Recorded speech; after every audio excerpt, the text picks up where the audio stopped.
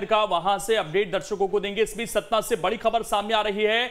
यहां पर ward number 9 में कांग्रेस प्रत्याशी पीयूष अग्रवाल की जीत हो गई है। सतना वार्ड संख्या 10, 11, 12 से बीजेपी को बढ़त है। चित्रकूट वार्ड संख्या 2 से निर्दलीय प्रत्याशी की जीत हुई है। निर्दलीय प्रत्याशी गुलाब गुप्ता ने जीत दर्ज की है। चित्रकूट वार्ड संख्या 3 में निर्दलीय प्रत्याशी आशीष कुमार जीते हैं। भाई वार्ड नंबर 7 से भी कुछ इसी तरीके से नतीजे सामने आ रहे हैं। वार्ड नंबर 7 से बीजेपी पार्षद प्रत्याशी भावना शर्मा जीती हैं। वार्ड नंबर 9 से बीजेपी के पार्षद प्रत्याशी संजय गुप्ता भी जीत चुके हैं।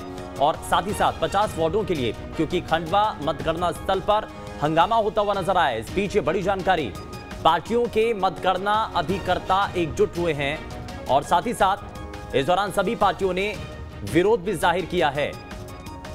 बिल्कुल, ये खंडवा से बड़ी खबर आपको बता रहे हैं। मतगणना के लिए कमरे छोटे होने पर नाराजगी जताई गई है यहां पर, और 50 वार्डों के लिए 5 कमरों में व्यवस्था की गई थी। इसी से पार्टियां जो हैं वो नाखुश नजर आ रही हैं। खंडवा मतगणना स्थल पर हंगामा देखने को मिला है। कुल मिलाकर लगातार हमारे साथ खास मेहमान जुड़े हुए हैं। प्रदीप माहौर जी, इस चीज का जिक्र बार बार हो रहा है, हालांकि अब रिजल्ट आने शुरू हो गए हैं, लेकिन फिर भी जो वोटिंग कम हुई है इस बार, उसका कुछ असर आपको लगता है कि हो सकता है रिजल्ट्स पर कुछ जगहों पर?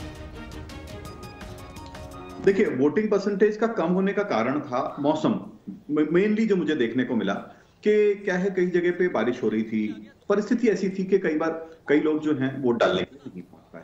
लेकिन उसका जो प्रभाव है भारतीय जनता पार्टी पे आता हुआ सा इतना नहीं दिख रहा। वैसे नॉर्मली ऐसा बोला जाता है कि जितनी ज्यादा वोटिंग परसेंटेज रहता है उतनी ही ज्यादा भारतीय जनता पार्टी बारिश से ज्यादा व्यवस्था सर शायद पहले चरण में उसके लिए जिम्मेदार थी। व्यवस्था नहीं थी, बीएलओ पर्चे नहीं बांटने गए, आपके जो पन्ना प्रभारी थे पता नहीं कौन सा पन्ना लेकर बैठे थे वो भी नहीं पहुंचे लोगों तक, लोग कंफ्यूज रह गए। भोपाल में ही कितने हजारों लोग वोट नहीं डाल पाए, तो ये क्या आपको नुकसान कर सकता है? देखिए, क्या है कि वोट जो अगर मान लीजिए जो भारतीय जनता पार्टी को वोट करने वाले कैंडिडेट जो हैं, तो अगर वो वोट नहीं डाल पाए तो नुकसान तो होता है, लेकिन ओवरऑल जो परिस्थिति है उसके अंदर नुकसान होता हुआ नजर नहीं आ रहा है। ओवरऑल परिस्थिति ऐसी है कि भारतीय जनता पार्टी की हर तरफ जीत जो है वो दिखाई पड़ रही है, क्योंकि जितने जो थोड़ा बहुत उसमें वेरिएशंस आए वोट के, उसके बाद भी जो जनता जो है वो पूरी तरीके से उत्साहित है भारतीय जनता पार्टी की जीत को लेके, और वहां पे बहुत भारी मतों से अंतर से भारतीय जनता पार्टी हर तरफ जीतने वाली है। इंदौर के अंदर आप जो देख रहे हैं ना कि ये अभी थोड़ी देर में जैसे रिजल्ट्स आना शुरू होंगे यहाँ पे, फिर उसके बाद में संजय शुक्ला जी और इधर उधर के नाम लेना भी हम लोग बंद कर देंगे सारे के सारे थोड़ी देर में। नहीं, वो तो ये कह रहे हैं कि बीजेपी का कोई भी कैंडिडेट या फिर वहां पर पार्टी के कोई भी कार्यकर्ता वहां नजर नहीं आ रहे हैं, सिर्फ कांग्रेस पार्टी के लोग ही वहां पर खड़े हुए हैं।